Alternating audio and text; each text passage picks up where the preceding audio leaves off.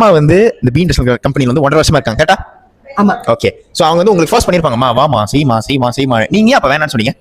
Actually ஏன்னா எனக்கு பிஇனா என்னன்னு தெரியாது. சரி. அப்புறம் இன்னொன்னு நான் ஏற்கனவே நிறைய MLM செஞ்சிருக்கேன். அதனால அந்த அனுபவத்தினால மறுபடியும் ஒண்ணா அப்படின்றதால வேணாட்டேன். சரி. அப்புறம் எந்த காரணத்தினால இப்ப நீங்க வந்து ஒரு வெற்றி நட போயிட்டீங்க? பிகாஸ் எங்க அம்மாவுக்கு படிக்க தெரியாது. சரி. எங்க அம்மா சுத்தி ஆள் மக்களும் ஃப்ரெண்ட்ஸுங்களும் கிடையாது. அப்படி இருக்கும்போது இவங்க எப்படி இவங்களோட லைஃப் ஸ்டைல் இப்படி மாறி வருது அப்படின்னு நான் கொஞ்சம் உள்ள ஆராயும் போது எனக்கு என்ன தெரிஞ்சிச்சுன்னா, அடடடா இப்படி ஒரு சிஸ்டம் அதாவது கம்பெனியோட சிஸ்டம்.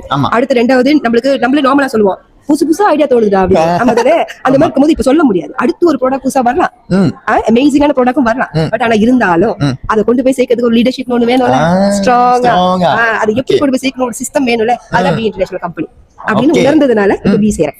ஓகே. சோ கடந்து எத்தனை மாசத்துக்குள்ள நீங்க உங்களோட வருமானத்தை நீங்க பார்க்க ஆரம்பிச்சீங்க? ஆக்சுவலி ஸ்டார்டிங் எப்போதுமே இது எல்லாருக்கும் இருக்கிற ஒண்ணு ஆரம்பிப்போம், அப்புறம் பார்க்கலாம் அப்படின்னு.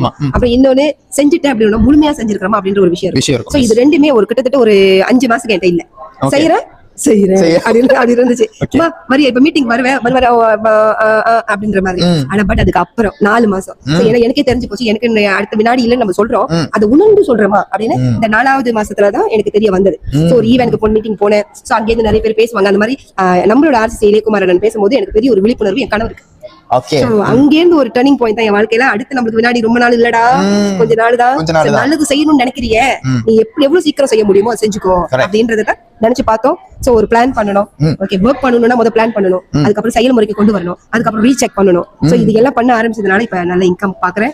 வாழ்க்கை தரமும் என்னோட மாற்றமும் நிறைய இருக்கு. அதாவது தொழில்ல மட்டும் இல்ல, என்கிட்ட முதல்ல பேசும்போது எப்படி பேசியிருந்திருப்போம் பிசினஸ்ல, இப்ப பேசும்போது எப்படி பேசுவோம் எனக்கு தெரியாது இல்ல, இப்ப தெரியுது. சரியா கொண்டு போகணும் அப்படின்னு நான் கத்துக்கல. பி இன்டர்நேஷனல் கம்பெனி அதாவது மீட்டிங் கொடுத்து ட்ரைனிங் கொடுத்து கத்துக்க வைக்கிறாங்க. அப்படி இருக்கும்போது ரொம்ப ஈஸியான வழிமுறை. அதனாலதான் இந்த பி இன்டர்நேஷனல் கம்பெனிய எறும்பு மாதிரி வைக்கிறாங்க. நான் வரேன் அதுதான் simple. Okay, thank you so much அக்கா. ஓகே, நன்றி. வாழ்க்கை.